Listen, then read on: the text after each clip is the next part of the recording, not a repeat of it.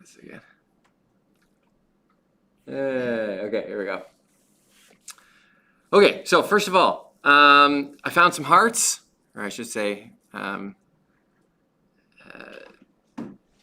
Miss Getz found some hearts for me. So we're gonna do a heart dissection. I did kind of do one already in the fetal pig, but it's a little teeny tiny heart about this big, and it's really hard to see this stuff. I don't know, you guys are watching at home. Apologies, by the way, I looked over the video of the dissection. Not great, so it's kind of a little bit blurry and hard to see stuff in there. I did my best. This camera is probably not the best camera. Like, it's recording at 1080p, but it's not doing a fantastic job of that. I think it's because it's designed really to detect like a face, maybe at about this distance from the camera. So once you like point it down and start having it look at like random stuff, it doesn't like focus in the right area. So I'm probably gonna have to, for next semester, get like I have an SLR, so I'll have to get like an SLR set up so that I can like properly videotape it, but I don't own that, so I'll have to get that figured out for next semester. But anyway, I think it was vaguely watchable. Was it? It was okay. We are going to go through the heart day. It'll be easier to see stuff, and I can bring stuff around for you guys in the room too, so you can see it a little bit closer. And then for the people at home, we're going to do a heart. The second thing I mentioned here in block 1 is if you owe anything from the animals unit. So I realize people are still working on audio's repeating. Oh,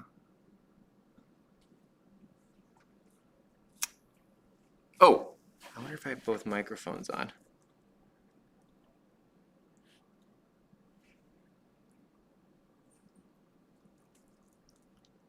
Okay, once for the people at home, just 1 second. I'm going to reset the camera here and try and fix the audio problem.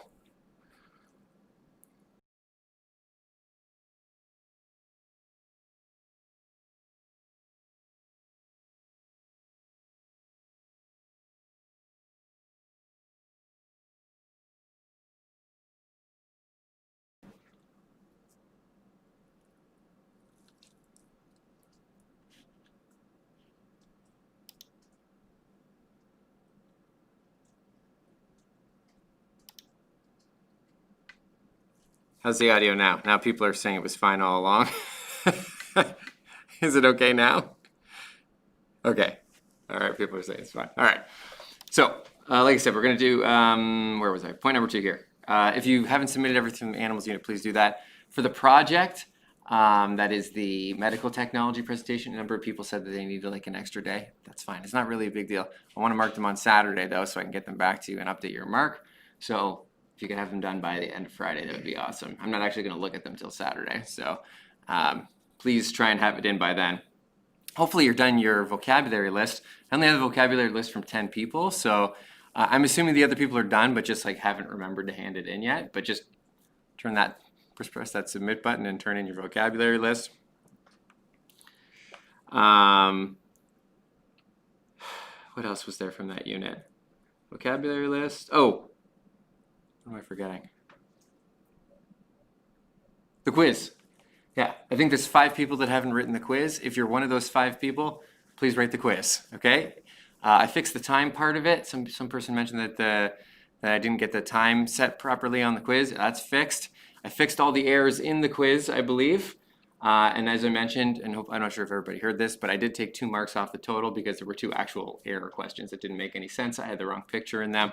So I just gave everybody basically 2 bonus marks. I took them off the top. So even if you randomly got it correct just by clicking a random option, well, then you got an extra bonus mark. Well, it's not going to hurt you. So, but anyway, I fixed that. Once we're done with the heart dissection, what you guys are going to do is kind of pick up where you left off yesterday. Yesterday, you were looking at basic plant information in terms of evolution and leaves, right? You guys looked at the structures of leaves. You guys are going to watch a little review here about vascular plants. It talks about that vascular tissue, xylem and phloem, just mentioned in the leaf lesson. And then there is another little pre-recorded lesson here on stems, right? Yeah, stems and stem analysis. So what do the stems of plants look like when you look at them under the microscope? What do stems of plant, like how do they function? How are the tissues arranged inside of stems? So there's a little lesson here, and then a break, Okay, so there are some analysis questions that go along with that. They're on the bottom of page 9 in the course package. Just the stems one for the morning or for the first block, okay? So I think there's 3 questions in there, as well as some that are part of the lesson. And it's all mentioned in the lesson. So in learning block 2 in the afternoon, the very beginning of the block, we're going to go out on a little scavenger hunt. So before we go out, I'll actually mention it here, exactly what we're going to do. So I'll review it like, what is it, 11:05? 11:05 when we come back. I'm just going to pop on real quick and go over the scavenger hunt. But we're basically going to go out into the garden in the front of the school and see if we can find examples of monocots, dicots, and gymnosperms. They're all out there. I saw them all on the walk that we took around the school yesterday. So you're going to try and find some samples of those. You can just take a leaf, no big deal. You can work together, I guess, in groups of 2 or something, as long as you're like keeping your distance from each other. But you're going to attempt to find what is listed in the checklist. So the checklist is right here. You can even pull it up on your phone if you want.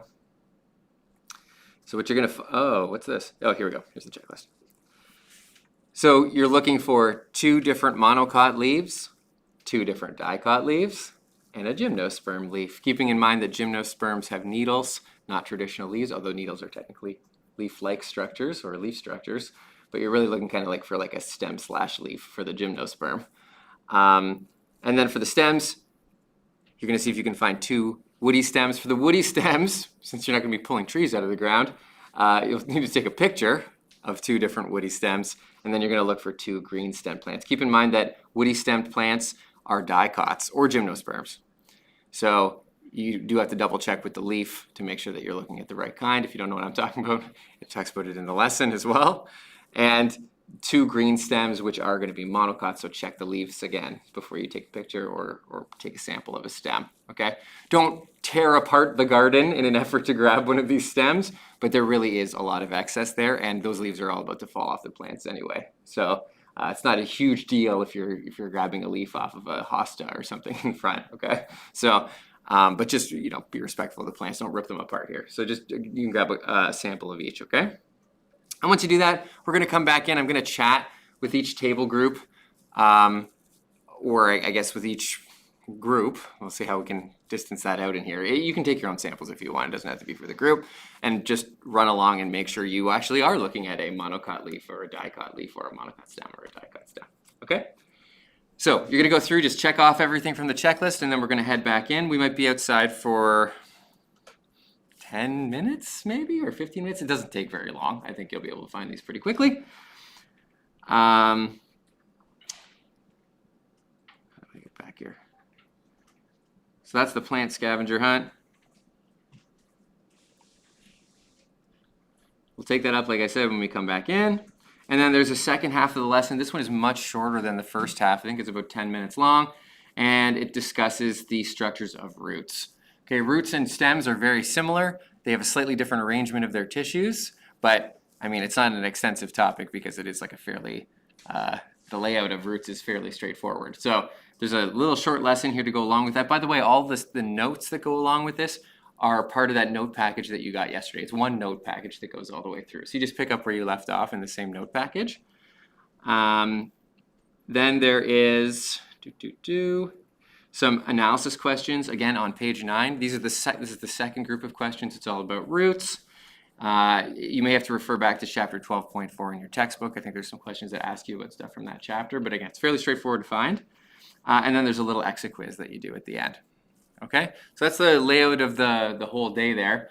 And I think this one's a little bit more reasonable. So we've been hitting some big days here. I realize that I've been giving you like a lot of stuff to do in a single day. I think for the rest of the plants unit, there is less per day here to do in order for us to stay on track and actually cover all the material in plants. So take a little bit of breath. It's a little bit less intense in terms of the amount of stuff that you have to complete. So that's a plus. We're going to kind of relax a little bit here towards the end of the week, which I'm sure nobody's going to be offended by. So let's crack open a heart and get my lab coat on. And I'm going to switch the view for you guys at home. This may create some technical issues, but hopefully not. I'm going to try and use the same camera as before and do my best to get a good view for you at home. This one will be easier to see because it's way bigger. So. I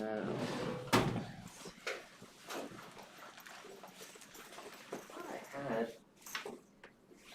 different stand. Maybe I don't. Okay, I'll have to work with this.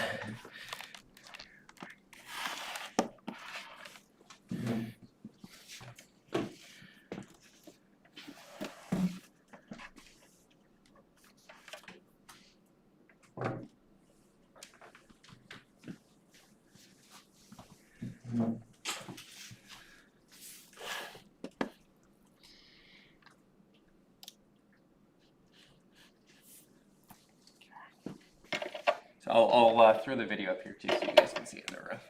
Give me 1 second.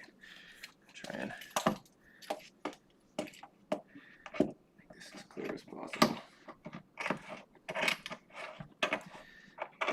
If it does get stinky, Connor, I don't know if you may want to open a window at some point. We'll see what happens. Like I said, the heart's not quite as bad as the not quite as bad as the pig, so it might be okay.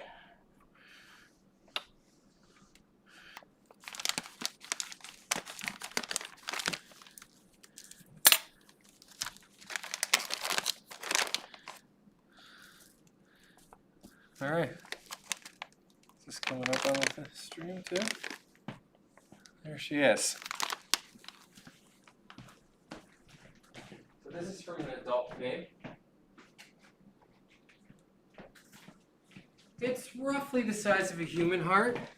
Maybe this one is actually a tiny little bit smaller than a human heart. But it's about this size. It's about this size. It might be like 5 or 10% smaller than a human heart, so it's a little bit smaller.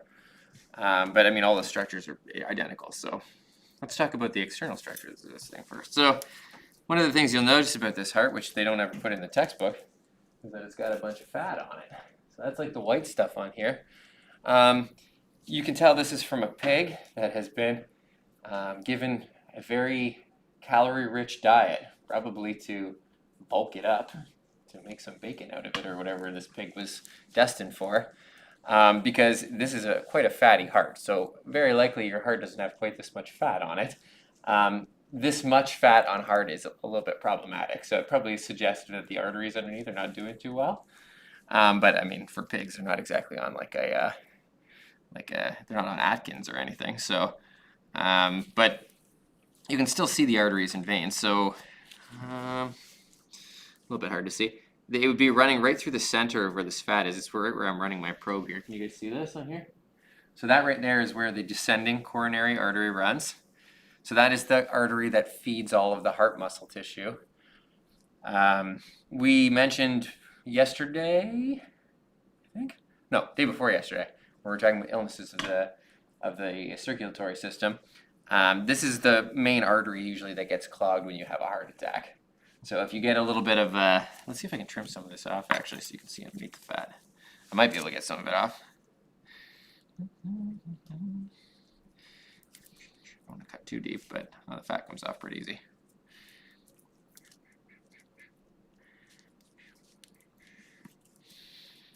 When you do fresh hearts, ooh, it's really fatty. It feels like bacon fat actually. Interesting. When you I think I cut into the artery a little bit. There's the artery.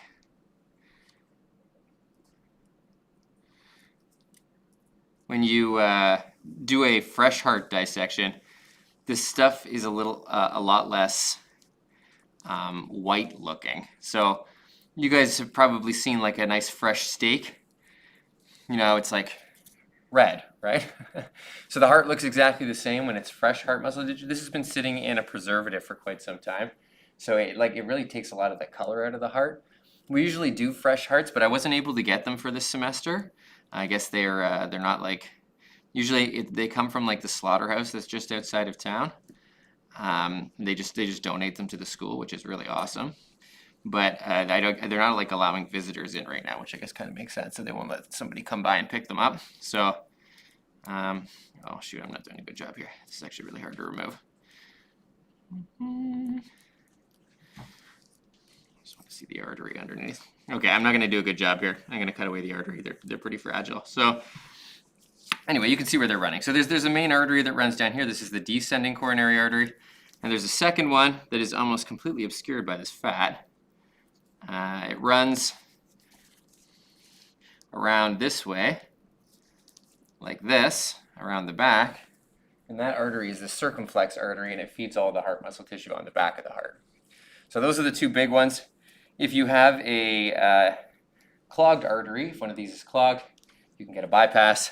And they basically hook up a vein at the top, right before the clog, before the narrowed part of the artery, and then they just hook it up again somewhere a little bit further down on the artery to bypass. Oh, that's gross. I just got some hard on my camera. I have to clean that off. Anyway, let's get inside this thing. For the external anatomy, you can see there's the atria right there. I'll bring this around in a second so you guys can see it too. So is this even showing up on here? There's one of the atria in all its blurry glory. And then there's the second atria on here. Notice, by the way, that this atrial tissue is so thin. Like, this doesn't really look like much. It almost doesn't look like another chamber of the heart. It doesn't have to do that much. So it's only filling the two big chambers on the bottom. So they're not very beefy. They're not super functional. You need them, but in order for your heart to be efficient. But they're not exactly essential to keep you alive. So and then on the top here, you can see these blood vessels. Poke my fingers in them. The fresh ones are so much better because they're much more flexible. But this one that I'm putting my finger in here is the aorta. You can see, I think, hopefully on camera here, how thick that tissue is. If you pull on it, it's really tough. So it's under high pressure. If you think about it, how much pressure is in like a soccer ball or a football, about 3 psi. That's how pressurized the blood is when it's traveling through here, when it's being pumped. So this has got to be one heck of a tough vessel. It's constantly taking like a 3 psi pressure going through it. So if it wasn't a real thick vessel, it'd probably just explode.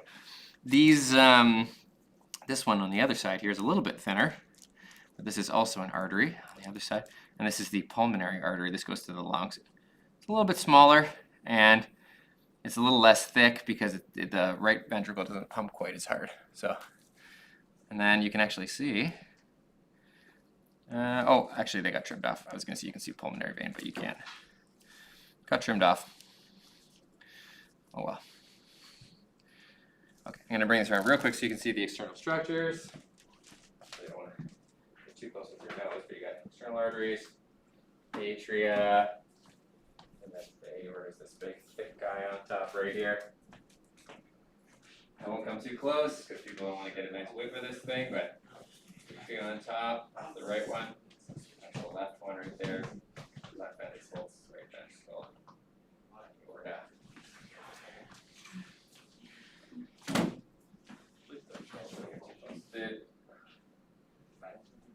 Right atrium, left ventricle. Ask him, but so far, I don't want to watch it. Also, yeah, that's what he said, right? The aorta. Oh, yeah, no. Right atrium, left atrium. We're going to get inside this thing in a second. Left ventricle, right ventricle, left ventricle, left atrium, right atrium. Have my fingers into the aorta right here. It's really gripping my fingers. It's really one heck of a blood vessel. Did you guys catch all that? Yeah. Right. Left. Okay, let's cut it open. Let's have a look inside.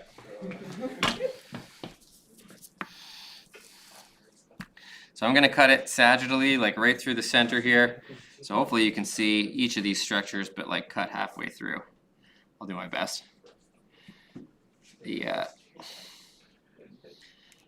preserved hearts are a little bit tougher to cut properly because they're it kind of breaks down a bunch of stuff when you put the preservative in there, so it's not quite as easy to cut. It's much more fragile.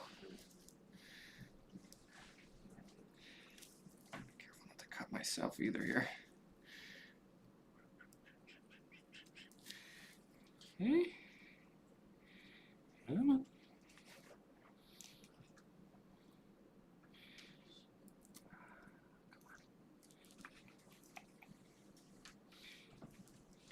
Oh, I think I did a good job. Let's use the scissors.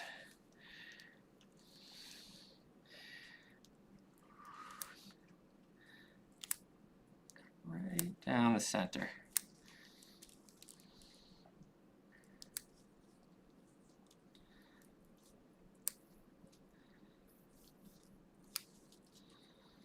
Just cutting the septum in the middle.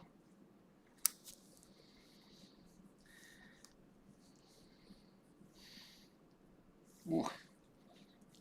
Oh. It's thick.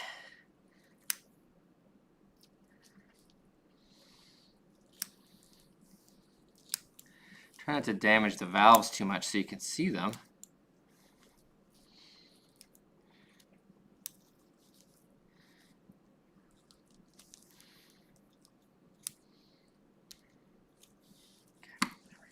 Perfect.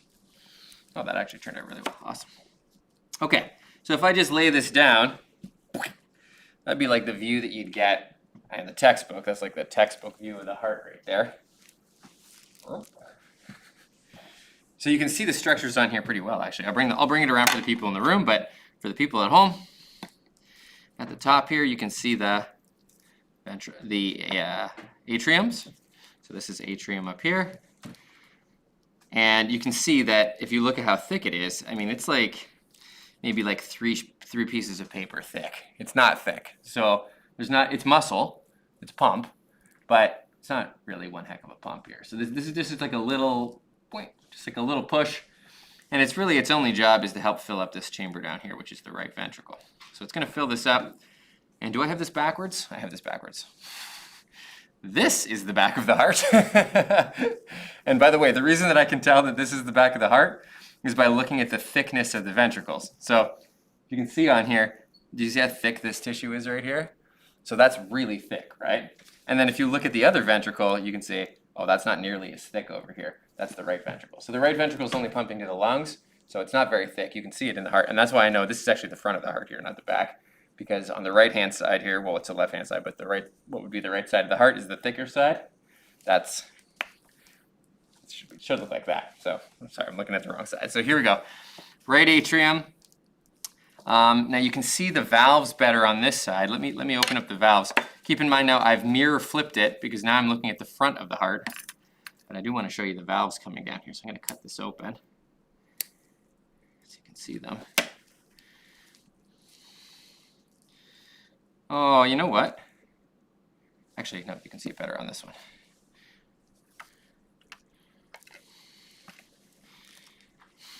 The problem with the preserved ones is they put like 200 of these in a bucket and they get like super compressed. And so it's actually a little bit,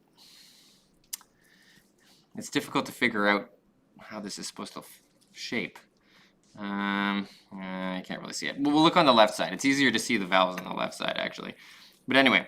Here is the right ventricle right here, and I'll bring this around. And then you got this big beefy chunk in the middle here. This is the septum.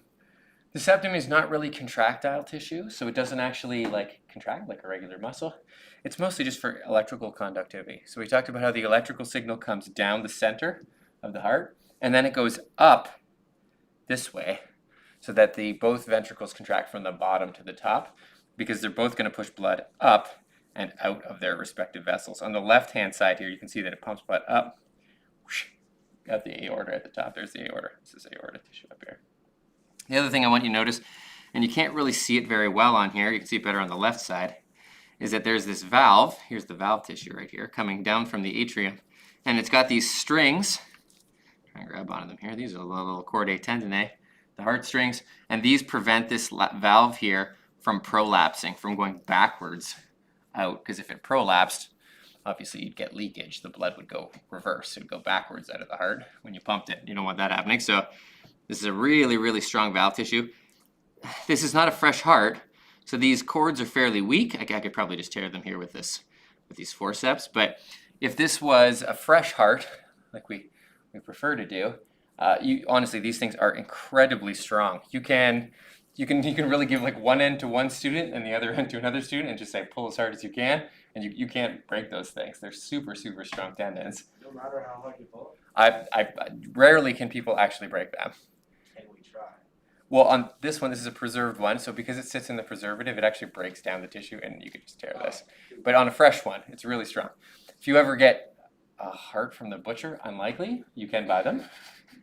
But if you'd like to buy one for purposes of eating, they don't make good eating. You can try it yourself.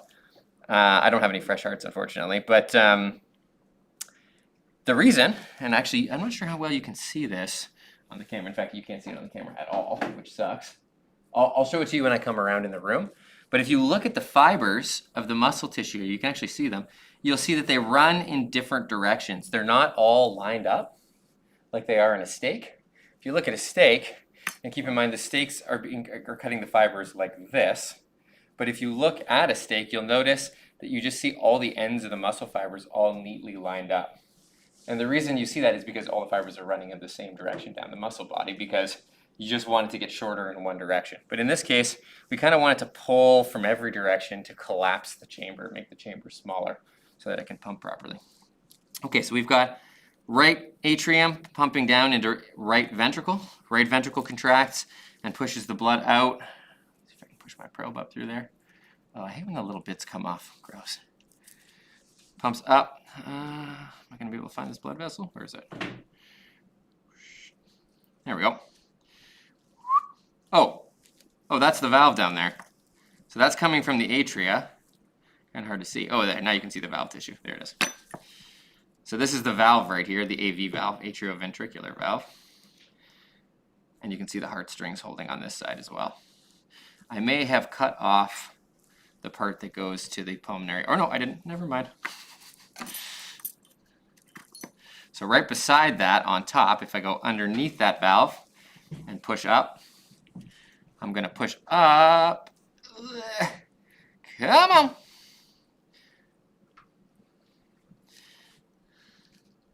There. There. I'll push this right through. You guys, can you see that coming through out there? That's where the blood is exiting the heart from the right ventricle. That's the pulmonary artery back there. Okay? They're both at the top. So blood comes into the ventricle from the top and it goes back out the top, but just like they're not lined up. So one is on like one side of the top and the other one's on the other side of the top. Nothing exits out the bottom of the ventricle. Okay, so then blood is going to go to the lungs, get oxygenated, comes back in through the pulmonary veins, which are right there. Can you guys see that little hole right there? I don't know how much this is showing up on the video. This little hole. So that's the vein that is coming back from the lungs, and then that goes into the ventricle here. Oh, gotta poke in through it, sorry. All the tissue's all compressed and windy and stuff because it's been 100 hearts have been sitting in a bucket, but there we go. Comes into the right atrium right there. Left atrium rather. The left atrium is going to contract and push blood down into the left ventricle. And then this big beefy muscle right here is going to go whoop and push the blood up and out through the aorta here, which is going to go to the rest of the body. That's this part. Okay, I'm going to bring this around the room so you guys can see this a little bit better. See some of the features of the heart because it's pretty cool. Apologies in advance for the smell. Maybe we'll turn the other light on.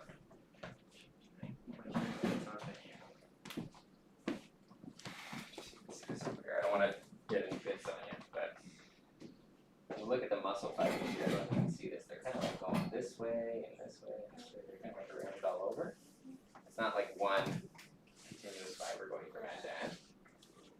You can see the heart strings and like this is all valve tissue right here. Grab my forceps.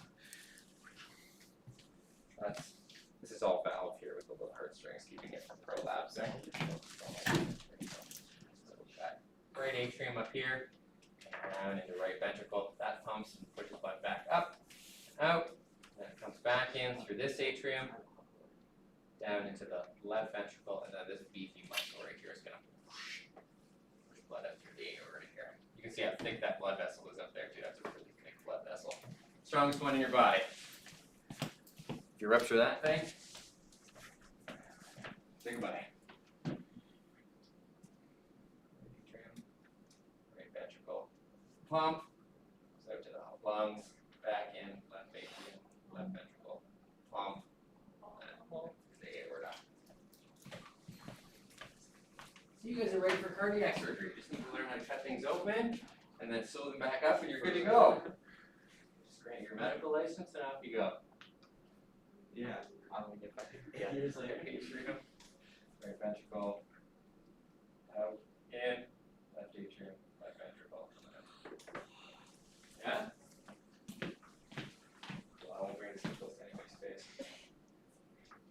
Right atrium. Right ventricle. Pump. Out to the lungs. Back in through the blood vessel right here. Pulmonary vein. Left atrium, left ventricle, and then this big monster here pumps. Let it go to your body. You get to see all that? Great. Right atrium, that's coming through superior and inferior vena cava, which is superior. It's going to cut off over here. Down through the valve, this valve into the right ventricle. This pumps, blood comes out. Right. It's underneath that. Goes up to the lungs.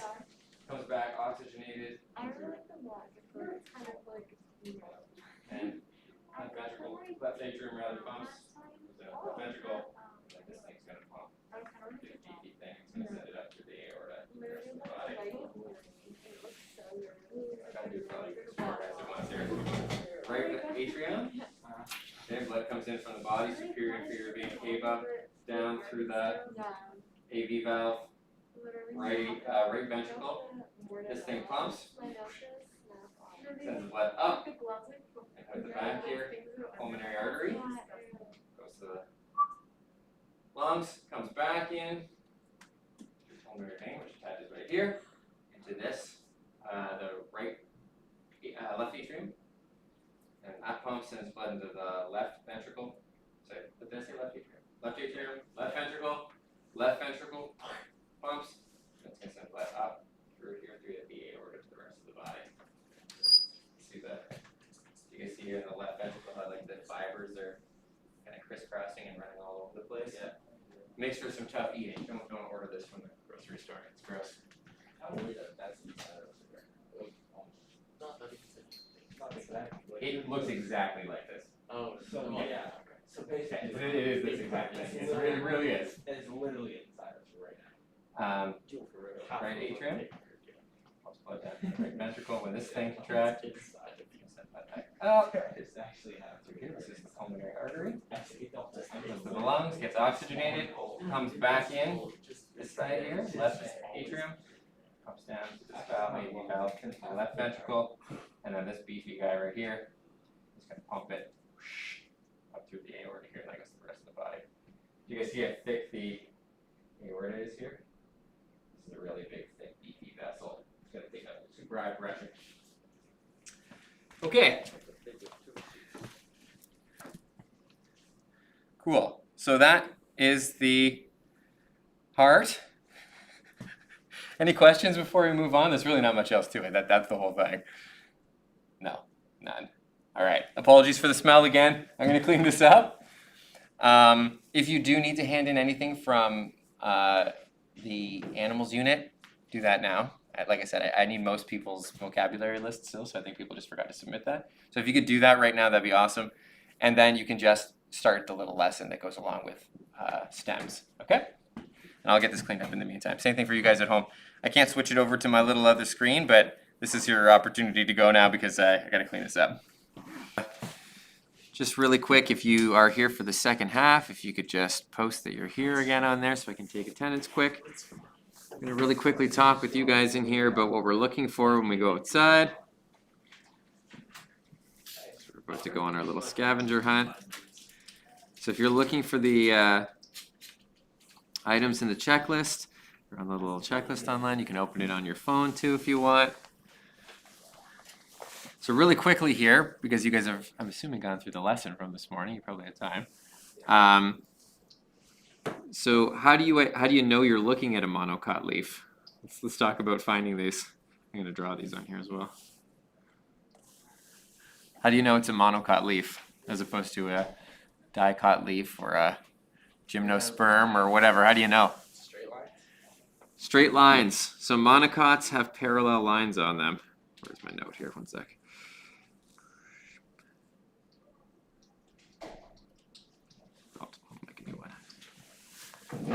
going to show up.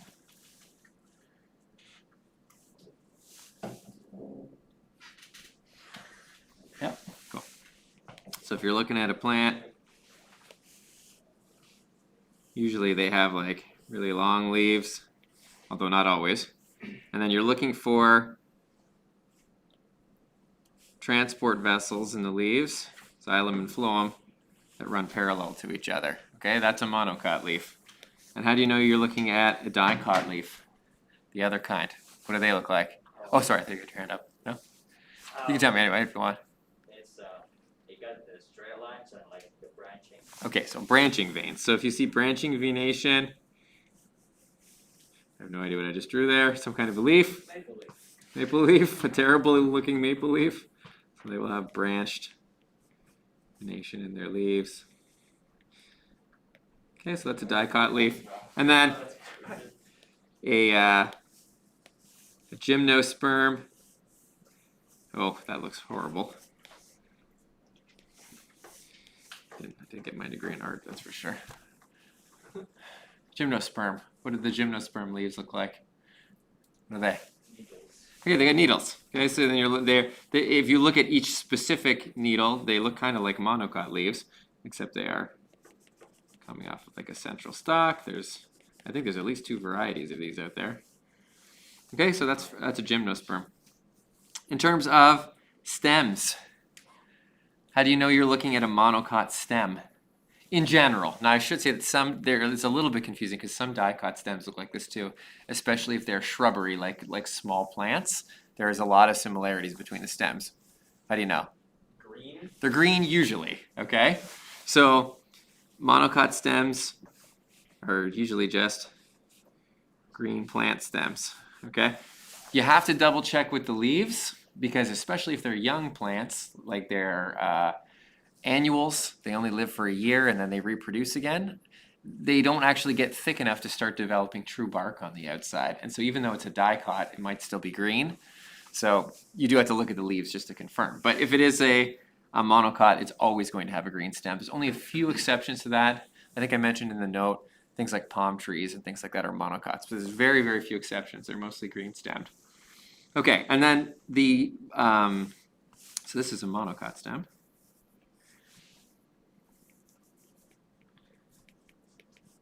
And then dicot stems and gymnosperms. They actually have the same type of arrangement in their stem, which is what? How do you know you're looking at one of these? Bark. Bark. They're woody stems, okay? Like I said, some young dicots or annuals that only live for 1 year, they have green stems too, so you have to double check to be with the leaf. But typically, dicots and gymnosperms are going to grow woody stems. They have bark on the outside, or at least some type of protective coating on the outside, and they tend to be thicker than monocot stems. Okay, let's go out and take a look for some of these. So you're going to grab some samples. You're looking for 2 monocot leaves, 2 dicot leaves, a gymnosperm leaf, which is basically just like a small branch with some that looks like a gymnosperm, and 2 woody stems and 2 green stems. All right. Let's go have a look. All right, so if you did some scavenger hunting at home and found some samples here, try and make 3 piles on your desk. Monocots, dicots, and gymnosperms.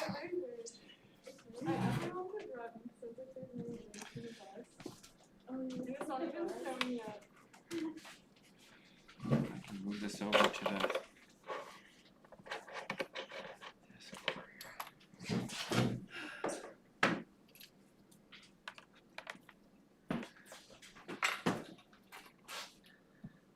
actually, I think I can attach it to this desk.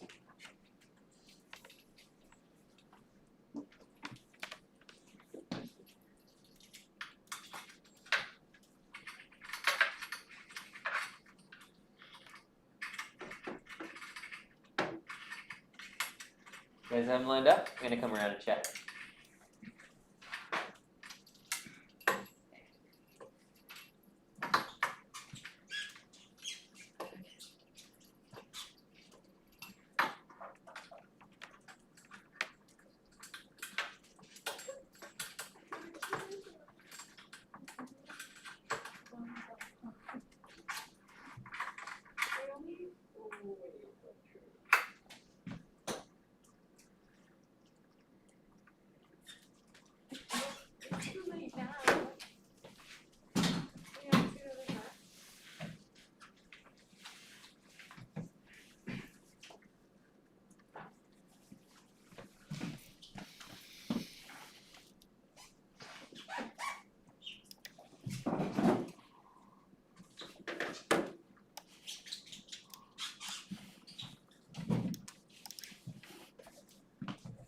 Cool. All right. Tell me which one's which. I'm just telling you which one's what. Yeah. Okay, this is a Gymnosperm. Gymnosperm. Yep. Gymno. Got it.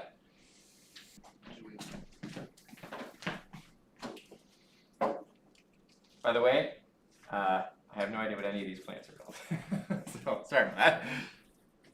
What is this? Go for it. This is a dicot. Okay. 2 dead giveaways for this one. Got the veiny leaf. Okay. That is the branching veins in the leaf going all over the place. And then the other thing is this has a woody stem. The stems are a little bit difficult, as I mentioned, for annuals, for things that only live for 1 year, because early in a plant's life, the stem's green no matter what, monocot or dicot. But this is not an annual, this is a perennial, and it has a couple years of growth on this stem, and so the stem is turned brown, right? It's become barky. So this is a dicot stem. And the leaves are also a dead giveaway. Okay, what about this one? Show you the leaf a little bit closer. What do you think? Monocot. Okay, it's a monocot. How do you know? They're very skinny leaves. Okay, they're not always skinny, so they can be really thick actually. But what about what on them is the giveaway? The parallel lines. Parallel veins. Okay, so parallel veins are an indication of monocot. For the stem, it is green, and this is an annual. It only has a year growth, so it's not a dead giveaway right away. But another way that you can use to figure this out is actually if you open up the stem. Try and open it up for you here. In the middle of it, there's like this white, I can bring this around so you can see it. It's like a white spongy stuff in the middle. You guys have probably seen this in the center of the stem. This is called pith. And you only get pith in a monocot. So only monocots have pith in the middle. If you crack open a dicot stem like this, it's not going to have this like pithy, spongy stuff in the middle. And what that spongy stuff is vascular tissue. So it's like veins from the plant. And they're distributed all through the center of the stem. So the veins go all through around the center, and that's what this fiber is right here in the middle. You can, if you touch it, it actually feels spongy because it's like all these. It's like squishing a bunch of straws together in the center. So that's a dead giveaway that this is a monocot. If it was a dicot, all of the spongy stuff would just be in a ring around the outside, and it wouldn't go all the way through the center like this. It's like monocot.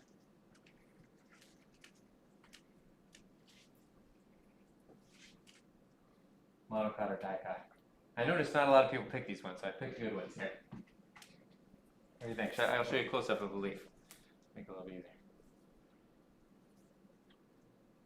There you go. These are dicot. This is a dicot. Okay? How do you know? It has branching veins. Branching veins. Okay, so branching veins, dicot. The other way you can tell, let's see if I can do a good clean break on the bottom of this. I might have to use scissors.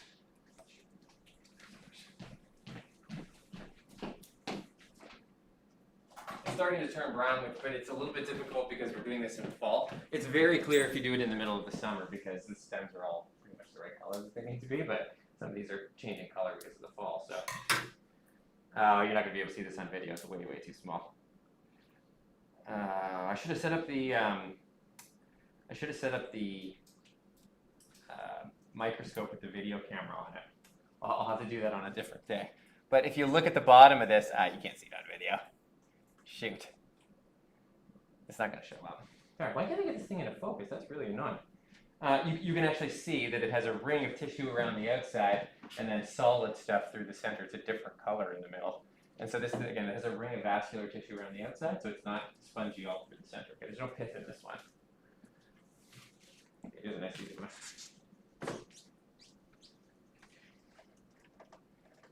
Monocot, dicot, what's this? This is a dicot, branchy leaves, branchy veins, right? And then this one is actually, again, this is a perennial. You can see it has bark on it. You can actually feel the texture of it. So this one is a barky stem. This is a typical dicot stem.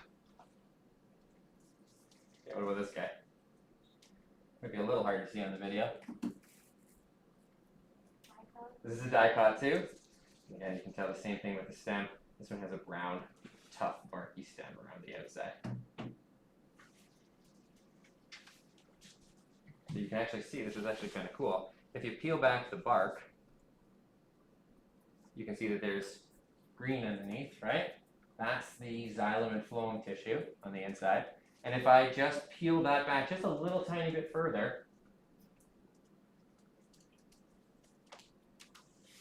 now we're hitting the woody part of the stem in the middle. There's another part of the stem, it's white in the middle, and that's just structural in the middle. So there's no active pumping of nutrients going on below that. It's just structural tissue. All right. Probably didn't take so many of these. I'll do this one just a little bit. Something for comparison. Gymnosperm? Gymnosperm. So this is a gymnosperm. How do you know? Because it has needles. Okay, it's got needles, little needles. And then gymnosperms have what type of stem? Woody stem. Okay, so they're the same as the dicot stem. It's barky stem with a ring of vascular tissue around the outside, and then the center part is structural or storage. So it doesn't have any functional transportation tissue in the center of the stem. Okay, so now you got an opportunity to see all those. Those three classes of plants, gymnosperms, angiosperms, or sorry, gymnosperms, monocots, and dicots. By the way, monocots and dicots are both angiosperms. They're flowering plants.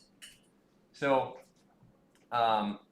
those combined together make up almost all plants. Something like 96, 97% of all plants on Earth are just these three. So we didn't talk about ferns and mosses. So those would be the other two classes, the pteridophytes and the, oh no, pteridophytes and, you guys just did this note, right? Here. Pteridophytes, angiosperms are the flowering plants. Those are the ones I have up here, monocots and dicots. Pteridophytes and bryophytes, thank you. Bryophytes. Okay, so I don't have samples of those. I don't think we have any growing in the front of the school, so I couldn't grab any. But they really don't make up that many plants, 5% of plants or something like that. In terms of between these two, so between gymnosperms and flowering plants, which one do you think is more common? Which one do you think? Flowering plants. Flowering plants, by far. Okay, so these make up 80% of all plants, the flowering plants do. And these meant much fewer in terms of species. Okay, so these are much older from an evolutionary standpoint, but there's one big difference. I can't remember if I talked about this in the note yet. What's the big advantage to this one, to the flowering plant over this one? Why are there so many more of these? They have a huge evolutionary advantage. They could evaporate more water. They do that. You're right. They grow faster.